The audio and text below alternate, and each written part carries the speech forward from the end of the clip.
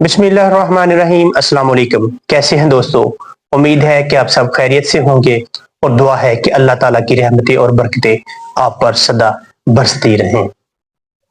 बात करने जा रहे हैं फाइटर जेट्स में चलने वाले इंजन्स के बारे में कि फाइटर जेट में इंजन्स कैसे काम करता है और कहां कहां बनाया जाता है।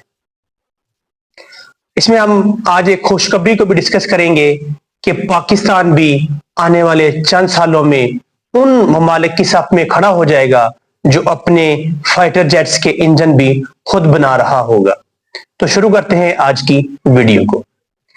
अगर बात की जाए उन नेशंस की, उन ममालिक की जो हवाई जहाजों के इंजन बना रहे हैं, उनमें यूएसए यानी अमेरिका सरे फहरिस्त है, चाइना, रशिया, इसके बाद फ्रांस और जर्मनी, जबकि यूके के बारे में भी कुछ रिपोर्ट्स हैं कि वो भी अपने फाइटर जेट्स के इंजन्स खुद बना रहे हैं।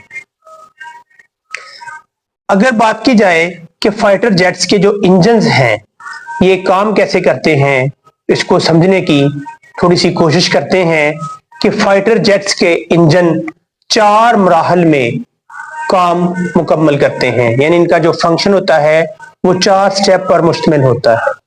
सबसे जो पहला स्टेप है उसमें इनटेक है, यानी जो हवा है उसको बड़े प्रेशर के साथ जहाज के इंजन में ले जाया जाता है। जैसे ही वो जहाज के इंजन में दाखिल होती है तो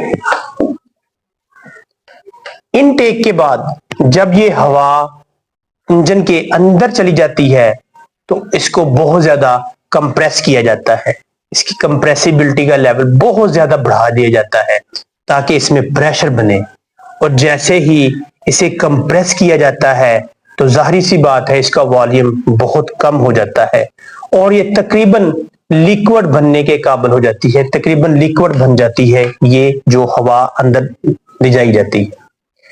इस हवा में फिर जो फ्यूल होता है, जेट इंजन में जो फ्यूल होता है यानी जो तेल होता है वो इसमें डाला जाता है, इसमें शामिल किया जाता है, तो बर्निंग होती है यानी आग लग जाती है। जैसे ही इंजन में आग लगती है तो इसको फिर हवा को बाहर की तरफ निकालने के लिए इसे निकाला जाता है, रिलीज किया जाता है और ये थ्रस्ट पैदा करती है। थ्रस्ट का मतलब है कि जो अब जैसे न्यूटन का तीसरा कानून है वो इस पर अप्लाई हो जाता है कि जैसे ही वो धुएं की शक्ल में बाहर निकलती है हवा तो वो इंजन को, जहाज को आगे की तरफ धकेल दी और जहाज बहुत ज्यादा स्पीड के साथ आगे की तरफ मूव करता है।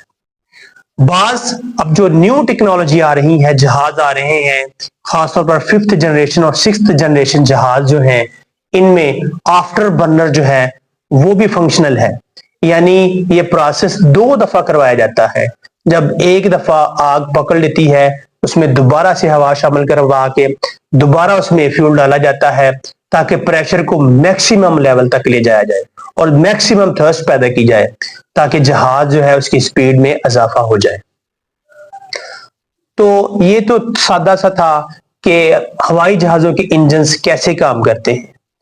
उससे जो अगली खुशखबरी वो ही है, जैसे आपको मेरे चेहरे पर अब खुशी के साथ नजर आ रहे होंगे कि पाकिस्तान ने कुछ दिन पहले पाकिस्तान एयरफोर्स और पाकिस्तान की जो aerospace science and technology park है उसके दरमियान एक तारीखी मुआहदा तय पाया है, जिस मुआहदे के मुताबिक पाकिस्तान अब अपने खुद जहाजों के इंजन तैयार करेगा। गो कि इसमें अब कुछ वक्त लगेगा लेकिन ये एक मुस्बत कदम है और एक अच्छा कदम है कि पाकिस्तान ने अब इस बारे में भी अपनी जो कोशिशें हैं उन्हें शुरू कर दिया है। नाज़रीन, इंडिया जो हमारा हमसाया मुल्क है वो तकरीबन पिछली 3-4 दहाइयों से तेजस के लिए इंजन्स बना रहा है, लेकिन अभी तक इंडिया को कोई खातिर ख्वाह कामयाबी नहीं मिली।